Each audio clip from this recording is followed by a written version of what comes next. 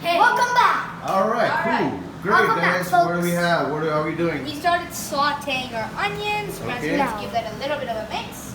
Okay. Exactly. All So right. now we're just gonna add our other veggies like Okay. our ginger garlic paste, And our pineapples, Oh, pineapple. It's nice. yeah. I like pineapples. yellow and don't red forget about vinegar, yellow and red bell pepper, Oh, nice. and of course nothing in Chinese food can be complete without the homely bell pepper. I'm sorry, the That is not a bell Spring pepper. onions. Spring onions. Yeah. Okay.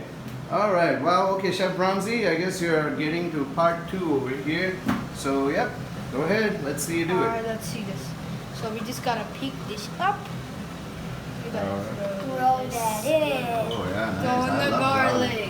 All right. Now we're gonna give it a Let's good mix stir. it up. Okay.